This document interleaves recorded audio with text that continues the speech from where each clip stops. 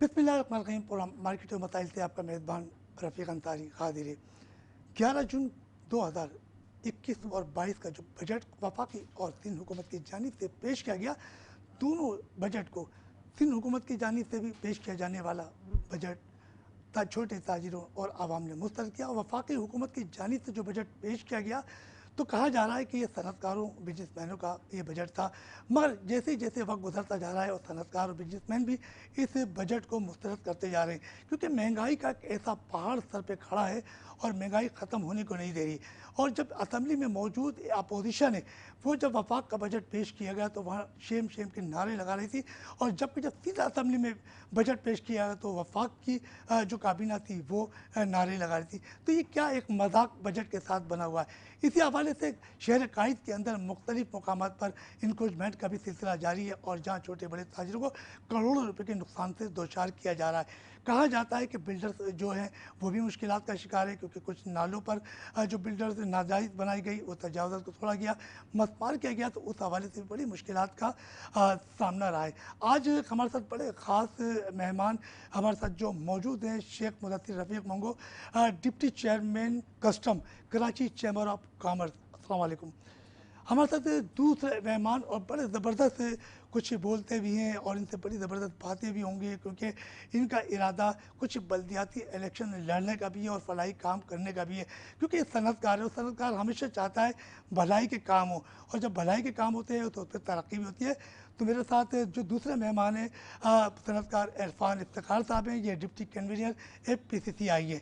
इन दोनों मेहमान से होगी हमारी बड़ी ज़बरदस्त गुफ्तगू, और हमारे प्रोग्राम का आगाज़ करते हैं शेख मुदस्सिर रफ़ीक साहब से, क्योंकि इनका ताल्लुक़ भी 3-4 ओहदों से हैं और यकीनी तौर पर जो बजट आया है तो इसके हवाले से बात करते हैं। मुदस्सिर साहब अस्सलाम वालेकुम।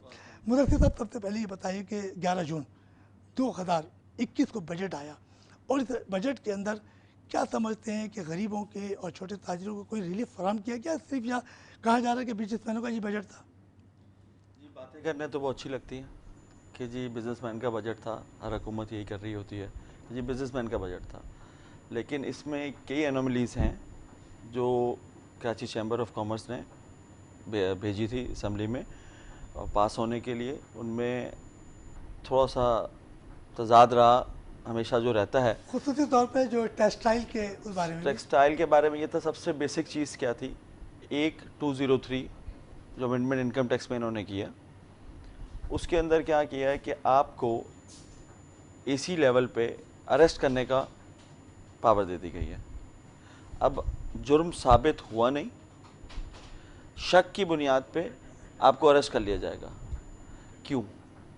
ये सिर्फ बिजनेसमैन जो कराची का टैक्स देता है, कराची पूरा मुल्क चलाता है, उसको अरेस्ट करेंगे। जो अनरजिस्टर्ड पर्सनस हैं उनको कुछ भी करने के लिए नहीं है, आज़ादी है जी, वो 0.3% भरें और निकल जाएं। बिजनेसमैन कहाँ खड़ा है? अच्छा मुदस्सिर साहब, ये बताएं कि बिजनेसमैन के तो आपने बारे में कही कि उनको गिरफ्तार कर लिया जाएगा, तो क्या समझते हैं कि जो बजट आया है इस बजट से आप मुतमईन हैं? इस बजट से इसलिए मुतमईन नहीं है कि इसमें काफ़ी एनॉमलीज़ हैं। इसमें जो पोर्ट स्टेज पे इन्होंने क्या किया कि जी इनवाइस और पैकिंग लिस्ट पेस्ट होनी चाहिए। अगर इनवाइस पैकिंग लिस्ट पेस्ट नहीं होगी तो आपको फर्स्ट टाइम 50,000 फाइन है। वो किस पे आएगा? एंड कंज्यूमर पे, आम पब्लिक पे। तो पब्लिक तो बेचारी वैसे ही परेशान है। दूसरी दफ़ा में 2.5 लाख रुपए, तीसरी दफ़ा में 5 लाख रुपए। अब इनवाइस और पैकिंग लिस्ट कंटेनर पे हमने यहाँ से LC में कंडीशन दी कि जी आप इसको पेस्ट करें। अगर वो पेस्ट वहाँ से चाइना से यूरोप से नहीं हुई तो उसमें इंपोर्टर का क्या कसूर है जी? वो क्यों बेयर करे 5-5 लाख रुपए? ठीक है जी। कस्टम पोर्ट एरिया में किसी ने निकाल दी, ब्लैकमेलिंग बढ़ गई जी, आपकी इनवाइस नहीं है, आप आ जाएं अंडर द टेबल। ये तो करप्शन के दरवाजे खोल दिए इन्होंने।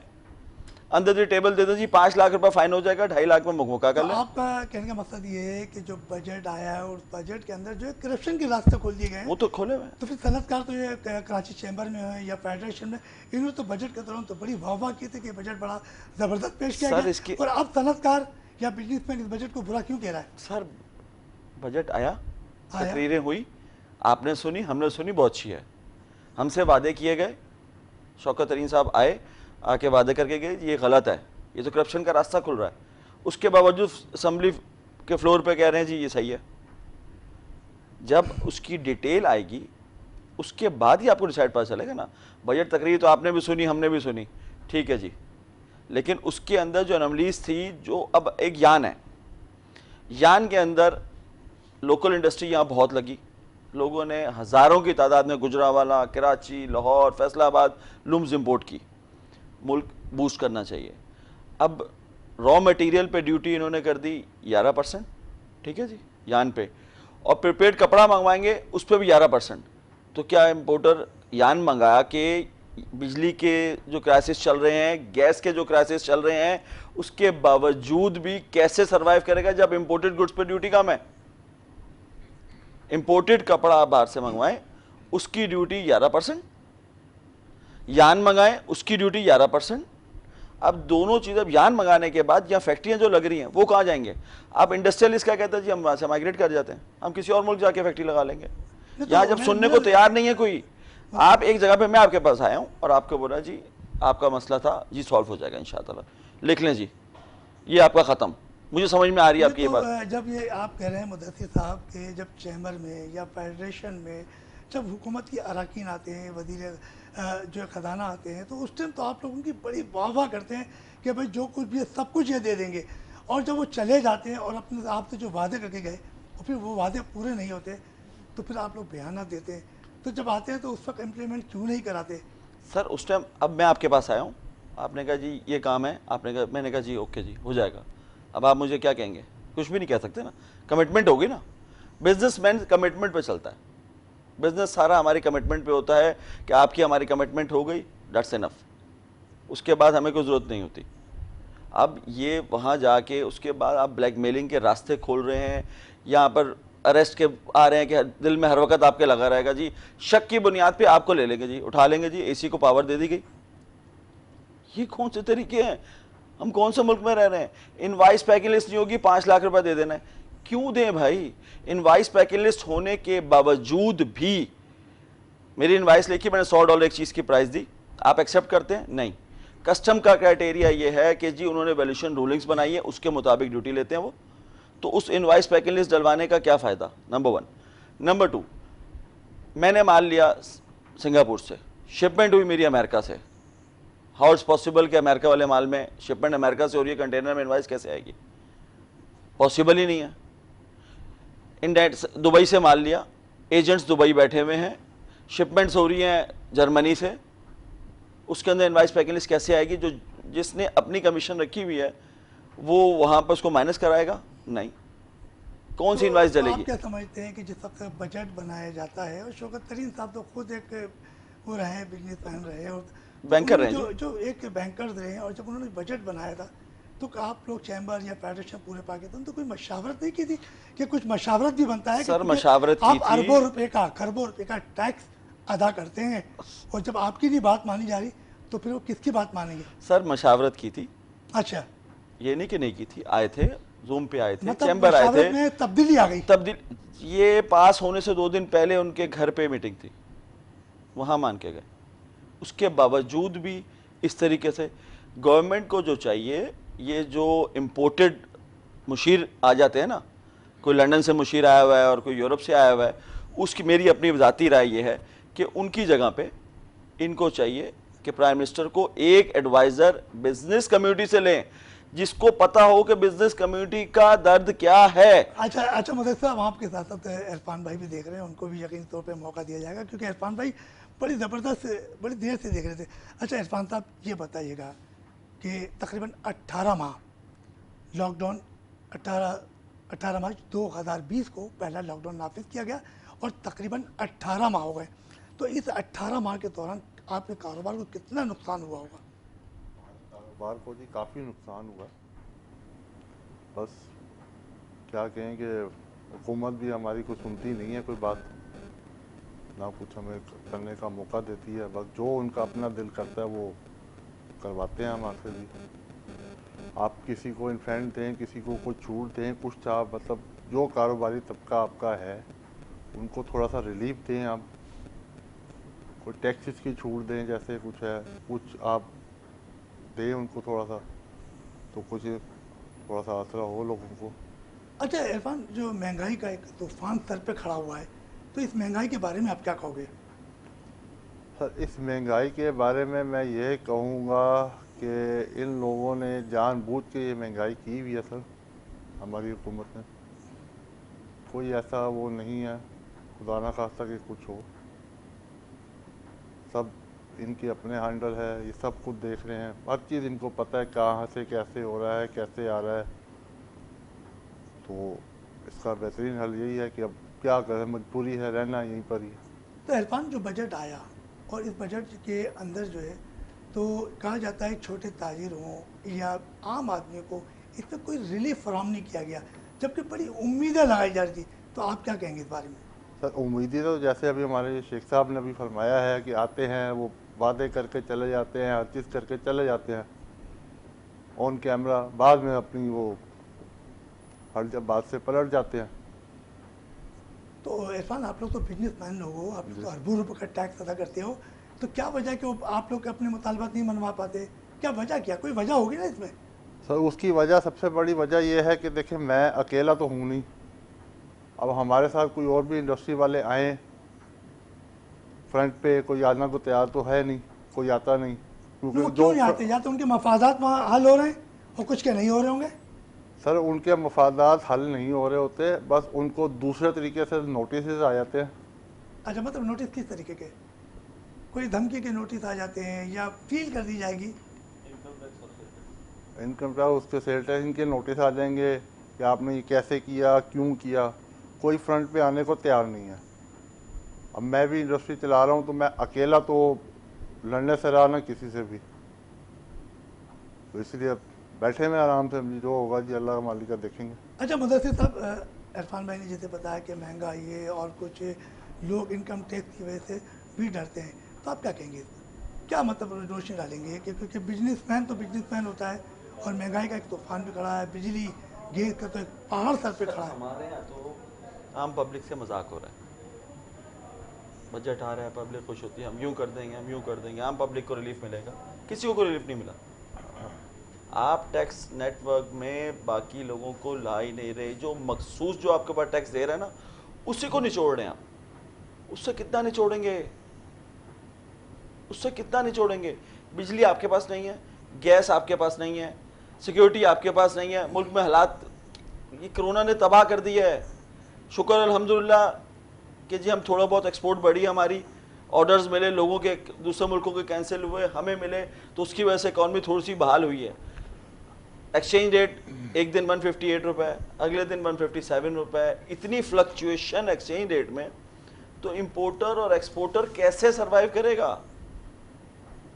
इसकी बेसिक वजह सिर्फ यही है कि अनप्रोफेशनल जो इंपोर्टेड, मैं दोबारा अल्फाज इस्तेमाल करूंगा, इंपोर्टेड वुज़रा जो आते हैं ना, जिनको पता ही नहीं है कि क्या होना है, क्या करना है, पोर्ट के मसाइल क्या है, आम पब्लिक के। आपने कहा कि बाहर से वज़रा ले आते हैं जो हमारे, वो भी पाकिस्तानी है, मगर वो जाकर उनकी नेशनलिटी हो गई। तो एक जगह तो कहते हैं कि जो गैर मुल्की है, जिसकी नेशनलिटी है, उसको हम कोई ओहदा नहीं देंगे।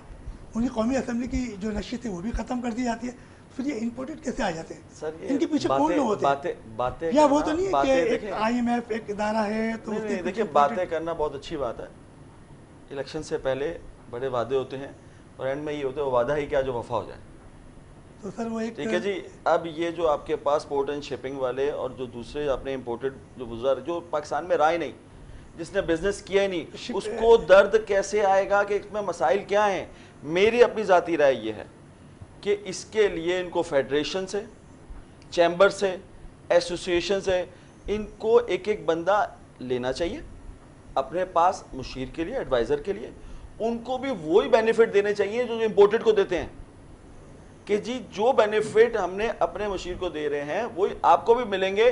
अब मैं हूं, मुझे आपने ऑफर कीजिए आप हमारे एडवाइज़र आ जाएं, मैं अपना बिजनेस छोड़ के आपके पास कितना टाइम दे सकूंगा? कभी भी नहीं दे सकूंगा जब मुझे इंसेंटिव ही नहीं मिलेगा।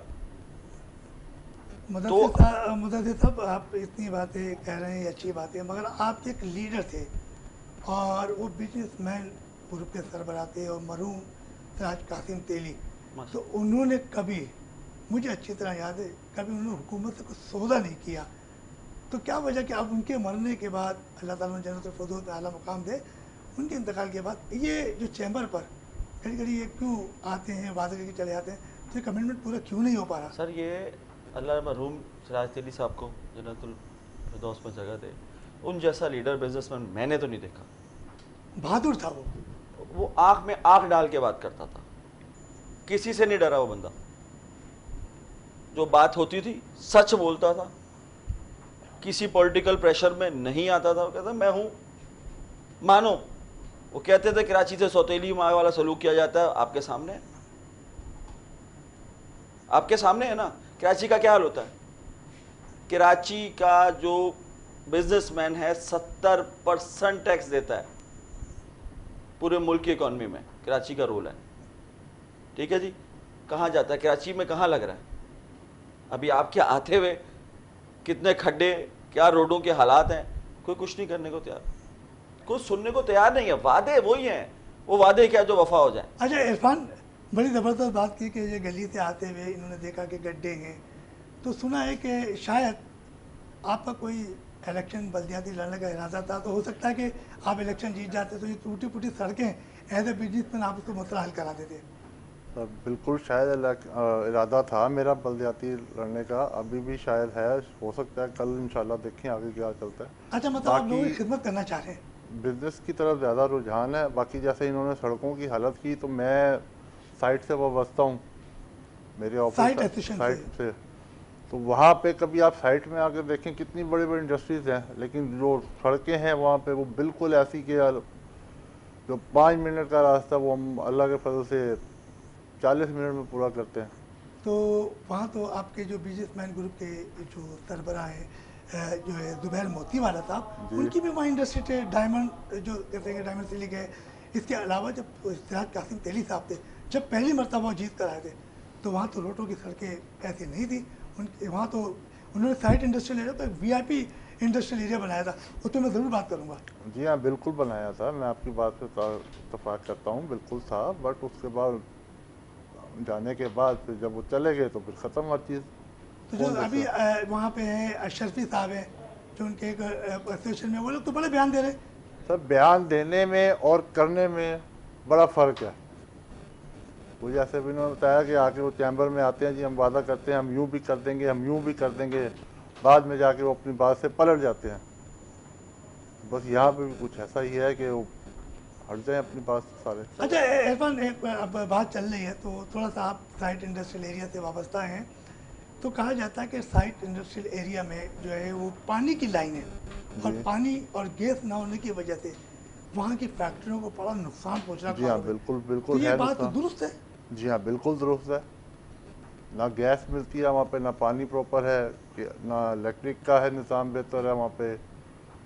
बहुत बुरा हाल है जी साइट का। हम तो तकरीबन 25 साल से वहाँ बैठे हुए हैं साइट इंडस्ट्री, तो वहाँ ना गैस मिलती है प्रॉपर कि इंडस्ट्री को प्रॉपर चला सकते हैं, ना बिजली है, ना पानी है। नहीं तो मगर साइट इंडस्ट्रियल एरिया के जो सरबराह हैं, जो चेयरमैन है, वो तो बड़ी तारीफ करते हैं कि वहाँ हर चीज़ की जो है वो सहूलियात मुहैया। मैंने अभी हाल ही में उनका बयान पढ़ा है।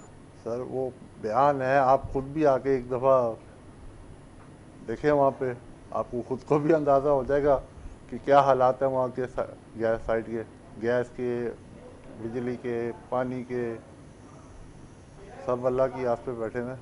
अच्छा मुदस्सिर भाई, इरफान भाई ने थोड़ी बड़ी बात कर रहे हैं कि साइट इंडस्ट्रियल एरिया की, और मुझे भी कुछ वहाँ की कुछ मालूमात तो है, मगर इरफान भाई अगर आपकी भी वहाँ से वाबस्ता की है साइट इंडस्ट्रियल एरिया से, यकीन थोड़ी बहुत तो मालूमात तो होगी, तो ऐसा तासुर क्यों दिया जाता है कि जो इंडस्ट्रियल एरिया है वहाँ जब पानी का फुकदान होता है, तो कहा था इलाके का पानी चोरी करके लाइनें दी जाती हैं, तो ये क्या इसमें कुछ मिली भगत होती है वाटर बोर्ड से? क्योंकि इंडस्ट्रियल एरिया के अंदर पानी ज़रूरी है। पानी, बिजली, गैस, ये बेसिक चीज़ है। जब आप इंडस्ट्रीज़ को यही नहीं देंगे तो इंडस्ट्री कैसे बूम करेंगी? फिर वही है, हालात इतने बुरे हैं साइट के, रोडों के हालात कि जो साइट एसोसिएशन है वो चीख चीख के बोल चुकी हुई है, गवर्नमेंट तक हर चीज़ भेज चुकी हुई है, भाई फंड्स पड़े हैं उनको रिलीज़ किया जाए, इनको साइड के रोडें तो बनाई जाएँ। आप गाड़ी अगर 1 साल तक वहाँ गाड़ी ले जाएं तो दूसरे साल तक गाड़ी का हालत ऐसी होती है कि आप सही कह रहे हैं। बुरा हाल होता है।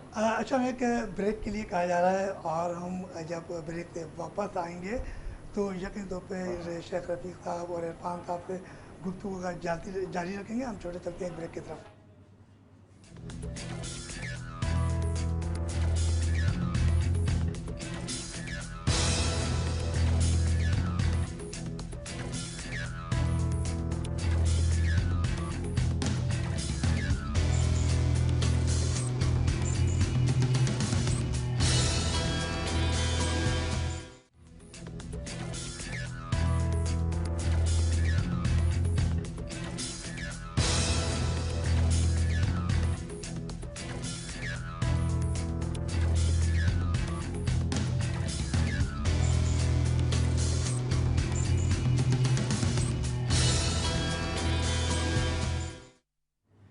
ब्रेक पे जाने से पहले हमारी मुदस्सिर रफ़ीक साहब से भी बातचीत चल रही थी और इरफान साहब से भी बातचीत चल रही है। बड़ा ज़बरदस्त कुछ इंडस्ट्रियल एरिया के हवाले से बात कर रहे हैं और यकीन तौर पे जो लॉकडाउन के अंदर जो नुकसानात हुए उसका अदाला तो अभी तक नहीं हो सका। जो छोटा ताजिर और गरीब आवाम है वो तो पीस रही है।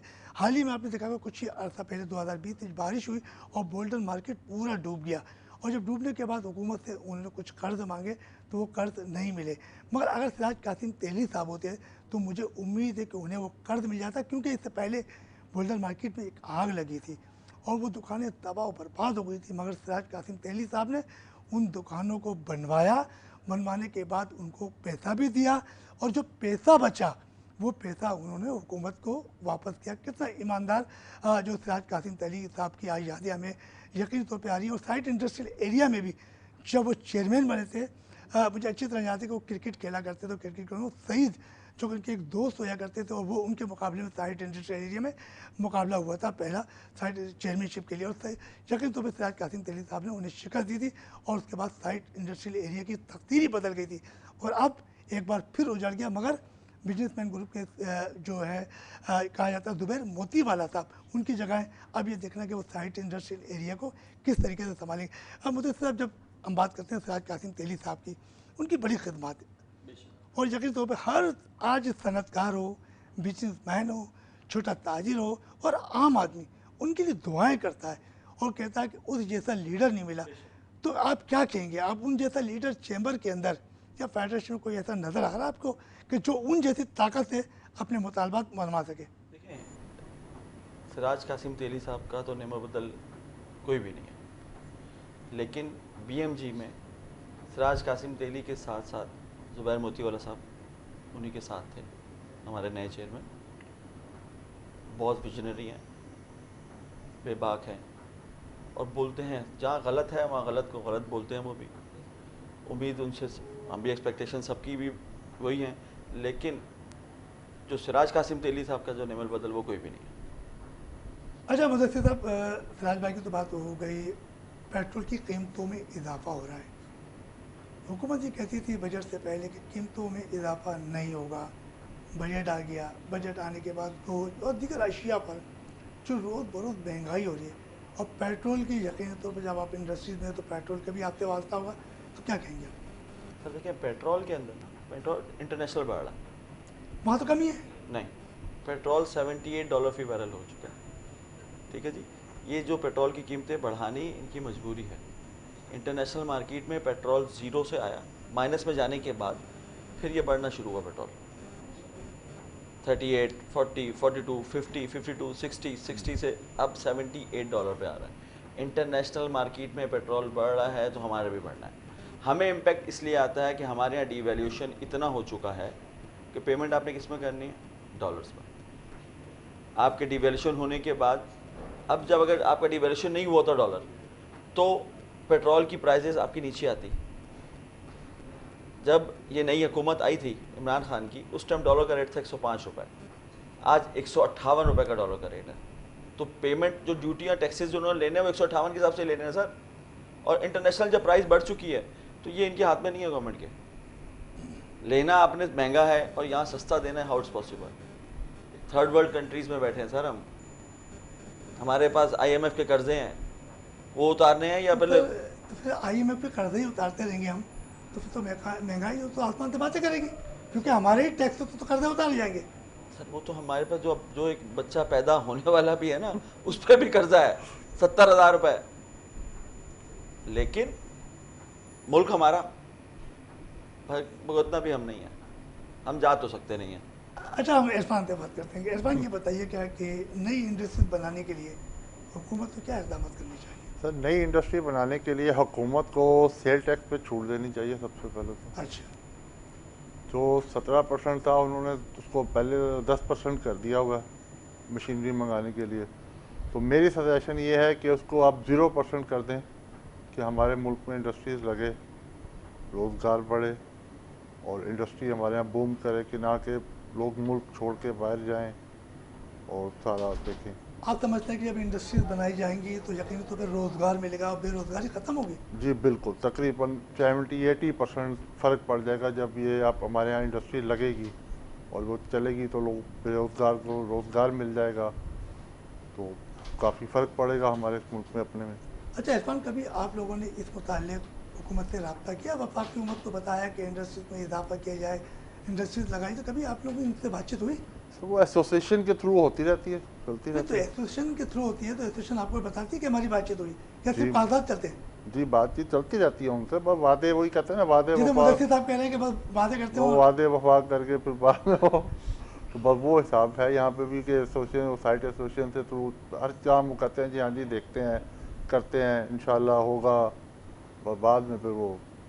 अच्छा मुदस्सिर, ये कहा जाता है कि मतलब ये कहा जाता है कि उमन के इंडस्ट्रियल एरिया के अंदर लॉ एंड ऑर्डर के बड़े मसले होते हैं, तो क्या बात दुरुस्त है कि लॉ एंड ऑर्डर के लिए हुकूमत को क्या इक़दाम दिए हैं आप लोगों को? देखिए जी, लॉ एंड ऑर्डर के मसले सिर्फ इंडस्ट्रियल एस्टेट में नहीं, आप पूरे कराची में आप डिफेंस चले जाएं, आर्मी का इलाका है, डिफेंस का एरिया है, वहाँ पर भी यही हाल है। आप नाज़ाबाद चले जाएं, वहाँ पर भी यही हाल है। इंडस्ट्रियलिस्ट बिजनेसमैन चीख चीख के मर गया। हमें इंसेंटिव दिया जाए, हमें जीने का हक दिया जाए, वो तो गरीब हमसे आदमी को चिल्ला रहा है जीने कि का तुम्हें हक। दिया जाए। सर इंडस्ट्री लगी, हजारों पावर लूम्स यहाँ पाकिस्तान में ट्रांसफर हुई हैं, अभी लग रही हैं, कुछ पानी में हैं, ठीक है जी। आप पावर लूम पे क्या चलेगा? कपड़ा। कपड़ा किससे बनेगा? धागा। धागे पे आपने कुछ भी नहीं किया, एडिशनल सेल टैक्स ले रहे हैं सब पे, ठीक है जी। इंसेंटिव नहीं देंगे, जॉब्स क्रिएट नहीं होंगी, महंगाई, लोगों की खरीदने की ताकत नहीं बढ़ेगी, तो कहाँ से करेंगे? तो चोरी बनेगा ना भाई। इस पेट पे जब पड़ेगी तो उसने चोरी करनी है, डकैती ही करनी है। सुनने को देखिए, ऐवानों में बैठ के, एसी वाले कमरों में बैठ के बातें करनी बहुत आसान है। आए ना कोई बिजनेस करे ना, पता चले ना आप लोगों को। वो तो गरीब आवाम से वोट लेते हैं, 5 साल के लिए मुंतखब हो जाते हैं, तो उनकी तो 5 साल के लिए तनख्वाह बन गई ना, क्योंकि 5 साल तक तो उनके मजे एयर कंडीशन में रहना है, यहाँ से जहाज का टिकट भी मिल रहा है। फिर भी तो आना है ना सर, दोबारा इलेक्शन नहीं आने। अब आम पब्लिक को अवेयरनेस आती जा रही है कि पहले क्या बातें हुई थी और अब क्या है। नहीं, आवाम तो हमारी 72 साल हो गए, वो तो बेचारे आते हैं, वोट मासूम देते हैं, फिर वही। मासूम है हम लोग। असल मसला ये है कि हम मासूम हैं, ये कौम मासूम है। कुछ अरसे बाद भूल जाएगी, फिर नारे लगेंगे, फिर वो शुरू। अच्छा इरफान, ये बताइएगा कि कहा जाता है कि पाकिस्तानी कपड़ा दुनिया भर में बड़ा मकबूल है, उसकी बड़ी डिमांड है, और अभी जैसे कि मुदस्सिर साहब कह रहे थे कि कपड़ा बाहर से भी आता है, तो ऐसा कौन सा कपड़ा है जो हमारी दुनिया भर में पहचान रखता है? कपड़े का तो मुझे इतना खास आइडिया नहीं है, लेकिन बहरहाल कॉटन जो है, उसमें जो है बेसिक चीज़ क्या है, दुनिया भर में हम हैं ज़राई मुल्क, और हमारी बेसिक चीज़ क्या है? कॉटन। तो टेक्सटाइल की एक्सपोर्ट है। टेक्सटाइल में ऐसा ना कि इंडिया भी कुछ, देखिए इंडिया भी है और भी मुल्क हैं, लेकिन मसला ये है कि कॉटन की पैदावार ही नहीं है हमारे पास। गवर्नमेंट इंडस्ट्रियल इसका एग्रीकल्चर पे भी ध्यान नहीं दे रही कि हमारी बेसिक जो एक्सपोर्ट्स हैं वो टेक्सटाइल हैं। टेक्सटाइल में हमारा बेसिक रॉ मटेरियल क्या है? कॉटन। कॉटन की बेलें हर साल, पिछले साल भी शॉर्ट हुई पैदावार, उस पर ध्यान नहीं है। हम इंपोर्ट कर लेते हैं, फिर हम महंगी इंपोर्ट करते हैं, उससे जब आप इंटरनेशनल मार्केट में कैसे कम्पिटिट करेंगे भाई? जब आपकी इनपुट ही हायर रेट पर है तो एक्सपोर्ट आउटपुट जो निकालेंगे वो कैसे आप कम्पिटिट करेंगे? इंटरनेशनल फ्रेट बढ़ चुका है, वो मार पड़ रही है आपको। अभी तो बांग्लादेश और इंडिया में जो कोविड की वजह से वहाँ के एक्सपोर्ट के ऑर्डर्स जो कैंसिल हुए हैं वो पाकिस्तान वो को पाकिस्तान को मिले, हम खुश नसीब है उससे भाई, पहले अल्लाह जो की है मेहरबानी है। मुख्तलिफ- हमारे हालात थे, हम सिर्फ मुल्क जो है वो सिर्फ ये 5 सेक्टर पे रखा हुआ है, इसके अलावा कॉटन और टेक्सटाइल से हम बाहर ही नहीं निकल रहे। पिछले 72 सालों से हम उसी भटके में हैं। Textile textile textile, IT section जो है बहुत बड़ा है, दुनिया आईटी की तरफ कन्वर्ट हो रही है। हमारे यहाँ इस साल बजट आईटी पे 17% सेल टैक्स लगा दिया।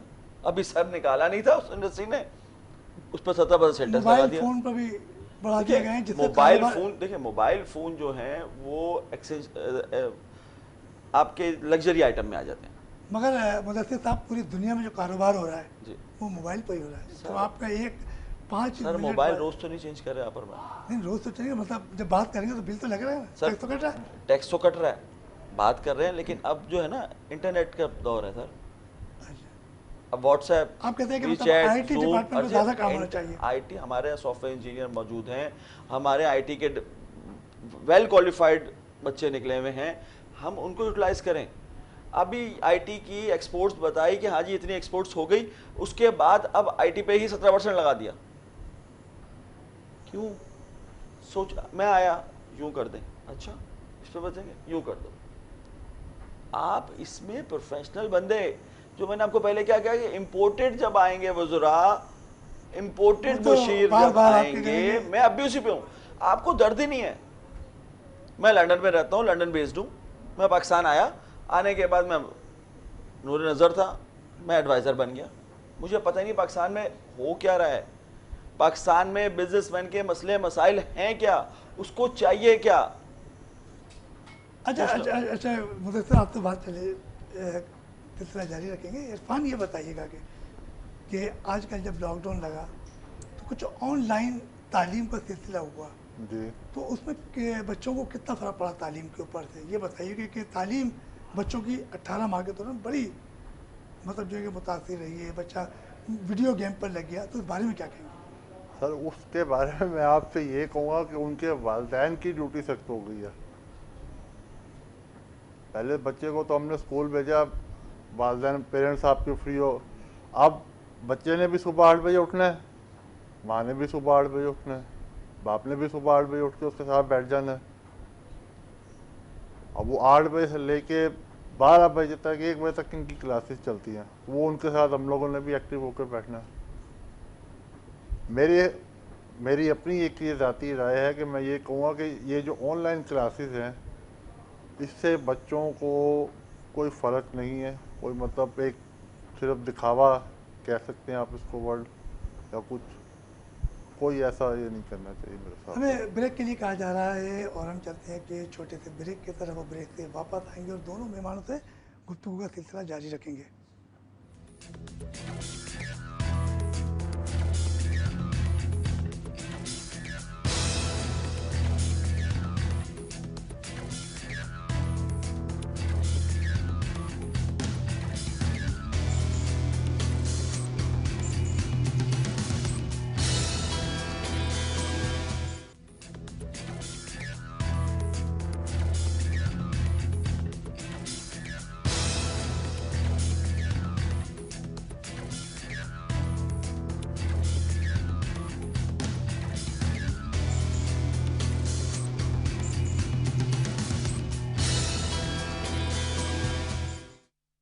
ब्रेक पे जाने से पहले इरफान इफ्तिखार से हमारी बातचीत हो रही थी और ऑनलाइन तालीम के हवाले से बातचीत कर रहे थे। उनका यही कहना है कि ऑनलाइन तालीम से बच्चों को काफ़ी फ़र्क पड़ा है, मगर ये तालीम नहीं है, क्योंकि जहाँ ऑनलाइन तालीम थी तो वहाँ बेचारे जो प्राइमरी के जो स्कूल के बच्चे थे, जिसे कहते हैं पीला स्कूल गवर्नमेंट के, तो उन बच्चों की ऑनलाइन तालीम कैसे रहेगी?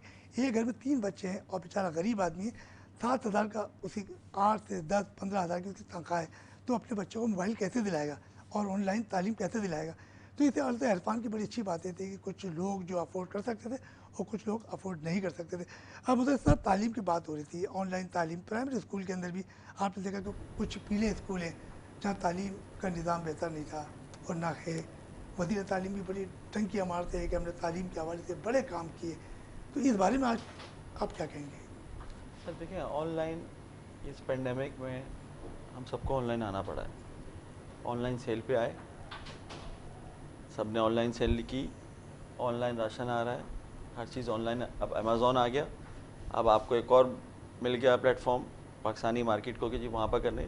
इसी तरीके से इन फ्यूचर बच्चों को ऑनलाइन ही लेना पड़ेगा।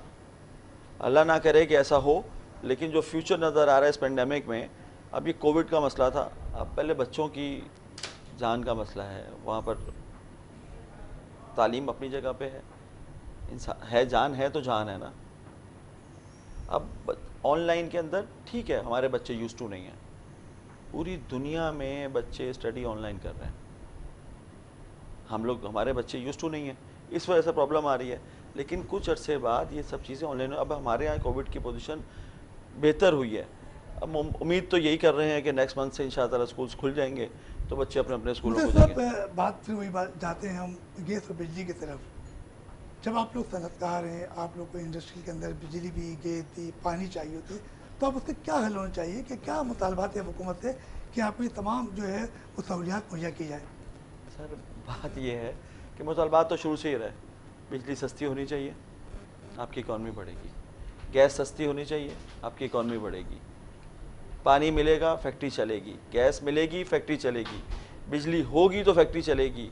आपने मुल्क को अगर चलाना है तो ये 3 एसेंशियल चीज़ें इंडस्ट्री को आपको लोअर रेट पे देनी पड़ेंगी। या तो लोअर रेट की बात तो तब करें जब पहले मिल रही हो, यहाँ तो बिजली है ही नहीं, लोड शेडिंग गैस की भी शुरू हो गई, गर्मियों में गैस की लोड शेडिंग हो रही है जी।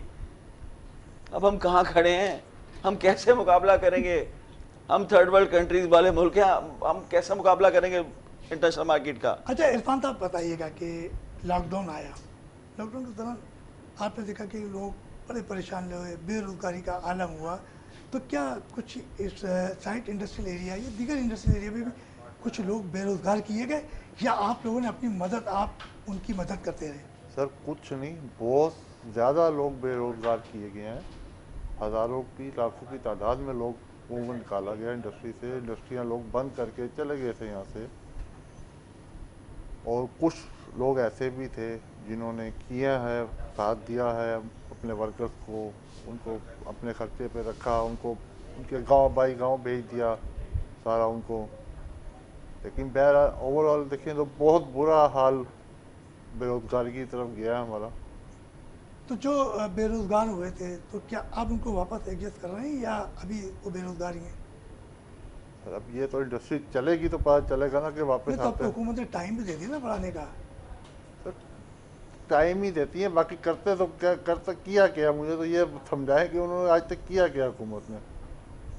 हम भी बैठे हुए 25 साल से साइट में, तो हमें तो कुछ ऐसा बस एक नहीं नज़र आया कि क्या मतलब किसी का तो आप हुकूमत से क्या मुतालबा चाह रहे हैं? हम हुकूमत से मुतालबा ये चाहते हैं कि साइट इंडस्ट्रियल में पहले तो आप सिक्योरिटी फराहम करें, बिजली, गैस, पानी दें, इंफ्रास्ट्रक्चर, वहाँ की रोड्स का निज़ाम सही करें, ये सब चीज़ें उनके फेवर में दें ताकि वहाँ साइट में लोग आए, देखें कि हाँ जी ये हमारा सबसे बड़ा इंडस्ट्रियल जोन है साइट। कहा जाता था कि एक वक्त में जो साइट इंडस्ट्रियल एरिया कराची का सबसे बड़ा जोन था, उसके बाद मुख्तलिफ जोन बने, नॉर्थ नाउदाबाद एसोसिएशन बनी, उसके बाद जो है कोरंगी इंडस्ट्रियल एरिया आबाद हुआ। तो ये कहा जाता है साइट इंडस्ट्रियल एरिया पाकिस्तान का सबसे ज़्यादा रेवेन्यू देने वाला जी हाँ, ये साइट इंडस्ट्री। तो अब वो क्यों रोड टूट फूट का शिकार है? ये तो क्या वजह, ऐसी उनकी वजह क्या है? उसकी वजह ये है, एक तो क्या आप लोग टैक्स नहीं दे रहे या बिल अदा नहीं कर रहे, क्या? हर चीज़ टाइम टू टाइम जाती है उनके पास, टैक्स भी जाते हैं, बिल भी टाइम टू टाइम जाते हैं। सर आप बिजली का बिल ना दें, 5 दिन बाद आपकी वो आगे लाइट काट जाएंगे। गैस का बिल ना दें, वो गैस की लाइन काट जाएंगे। टेलीफोन का बिल ना दें, वो बंद कर जाएंगे। एक हफ्ता आप ऊपर कर लें खाली बस। अब वो साइट से लोगों का निकलने की मेन वजह ये थी कि साइट के हालात, कोई वहाँ पे तहफ़्फ़ुज़ नहीं है, कोई किसी की जानो माल महफूज नहीं है। अल्लाह अल्लाह करके घर से निकलते, अल्लाह अल्लाह करके घर से वापस आते थे। कोरंगी वालों ने अपनी एसोसिएशन बनाई, वहाँ उन लोगों ने अपने सारे कर करा के अमल दरामद करके उन्होंने अपने कर लिया सारा कुछ करवा लिए, तो जो मुतालबात भी कोरंगी बनाए। वालों ने करा लिया तो आप लोग क्यों नहीं करा रहे? सर वो ज़्यादा स्ट्रॉन्ग है हमारे से ज़्यादा इस वक्त। नहीं अच्छा अच्छा, चला मुदस्सिर साहब ये बताइएगा कि जैसे इन्होंने बताया कि साइट इंडस्ट्रियल एरिया में बहुत मुश्किलात है और बड़े मसाइल हैं।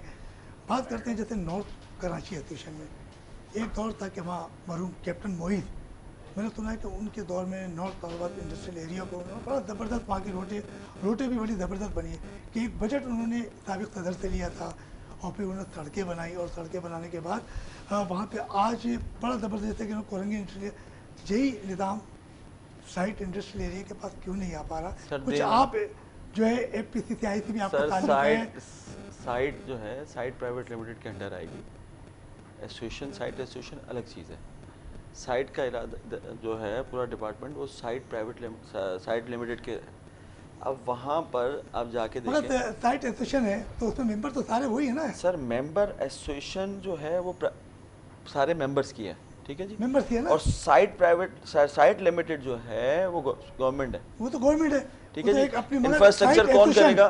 देखिए, मैं बात कर अगर रहा हूँ ये साइट साइट एसोसिएशन एसोसिएशन को, की। अगर ये साइट दे ना, आप साइट एसोसिएशन के हवाले करें, दें फंड्स। तो साइट एसोसिएशन जब इतना सारा फंड देती है, उनकी बाकायदा इलेक्शन होते हैं। सर, देखिए मैंने बात इलेक्शन कही, देखिए, मैंने एक बात मिनट, कही एक कि मिनट, ये हम सिराज दो चीजें कासिम मिक्स तेली- कर रहे हैं। नहीं मिक्स कर रहे हैं सिराज कासिम तेली साहब थे, जी। बन के आए थे चेयरमैन, जी। रोडों की हालत बेहतर थी, फैक्ट्री में बिजली और पानी की एक सहूलियात थी। अब आए हैं जुबैर मोतीवाला, बिजनेसमैन ग्रुप के सरबराह सिराज कासिम तेली के जी साथ ही से, अब वो तो मरूम है, जी अब ये हैं, जी। तो ये वो इकदाम क्यों नहीं उठा रहे कि साइट इंडस्ट्रियल एरिया के बिजनेसमैनों को एक नया कदम मिले? सर, उनके इकदाम उठाने से तब होगा जब गवर्नमेंट सुनेगी। आपने नॉर्थ कराची वालों ने, गवर्नमेंट ने उन पे, सिंध गवर्नमेंट ने उनको पेमेंट दी, ये आपके 100 अरब है, आप इस पर लगा के हमें ऑडिटर जनरल से ऑडिट करा के आप रिपोर्ट देंगे। उन्होंने जो पैसे बचे लगाने के बाद जो बचे, बोले ये बचे ये ले। वो तो साबिक सदर ने पैसे दिए थे, जी जी। साबिक सदर परवेज मुशर्रफ साहब ने नॉर्थ तालबात इंडस्ट्रियल एरिया सर, को जरदारी पैसे दिए थे, तो वो- करेक्शन से कर दूं, वो जरदारी साहब से लिया जरदारी था। साहब, अच्छा ये तो बात फिर बेनजीर जी। साहिबा ने भी जी। साइट इंडस्ट्रियल एरिया के अंदर आपको कोई तकरीब हुई थी तो वो भी वहाँ आई थी, सर, आना अलग चीज़ है वो आई थी ना सर, बेनजीर आना साहिबा ने? आना अलग चीज़ है। तो वो जब मैं आपको- आते हैं अच्छा जी, तो इरफान भाई, वो इरफान। जब आते हैं ना तो उनके आने से पहले आधे घंटे के अंदर वो रोड कारपेट कर दी जाती है। अच्छा, कारपेट कर दी साफ जाती है। सफाई सुथरी करके उसको बिल्कुल ऐसा कर दिया जैसा जैसे अभी नया डेवलप हुआ है। जैसे मिसाल के तौर पर नौरस चौरंगी है, जी। वो खंडात का मंजर पेश कर रही है, जी बिल्कुल कर रही कर है। रही है ना कि वहाँ रोड टूट के शिकार हैं बिल्कुल जी। और फैक्ट्री में पानी की लाइनें जा रही हैं, जी हाँ यही ना, तो खुदाई होती है, पानी चला गया फैक्ट्रियों में, कारपेटिंग नहीं होगी। जी आते हैं, बिल्कुल पानी आता है वहाँ पे। 2-2 साल तो वो सड़क बनाने कोई नहीं आता। अब मेरा ऑफिस है साइट में नौरस चौरंगी के पास। अच्छा, अब वो जो मेरे ऑफिस वाली रोड है, आप यकीन माने 2 साल वो रोड बंद टूटी फूटी रही है कि चमन सेनुमा वाला, है चमन सेनुमा वाला रोड, नौरस से सीमस वाला रोड, सीमेंट से लेके और आगे, नौरस से नौरस और सीमस के दरमियान वाला रोड, दोनों ट्रैक 2 साल से टूटे रहे हैं। मतलब वहाँ गाड़ी ले जाना एक मुश्किल तरीन काम था। अच्छा मुदस्सिर साहब, बात करते हैं कि इनकम टैक्स एक्ट शिक 203A के मुतालिक आपकी क्या राय है? सर, ये मैंने आते साथ पहले ही आपसे बात की थी। ये जो 203A business community chamber federation all over Pakistan chamber सब इसको मुस्तरद कर रहे हैं। तो मुस्तरद कर रहे हैं? जी, हाँ वो तो आपने कहा था। मैंने पहले, इसकी वजह ये है कि शक की बुनियाद पे एक असिस्टेंट कमिश्नर को अरेस्ट के वारंट वो आए, मुझे आप पे शक है भाई, आपको शक है, आप नोटिस भेजें। अच्छा, वही आपने कहा कि उसमें गिरफ्तारियाँ होंगी गिरफ्तार, आप छूटते ही शक की बुनियाद पे आपको अरेस्ट कर लिया जाएगा।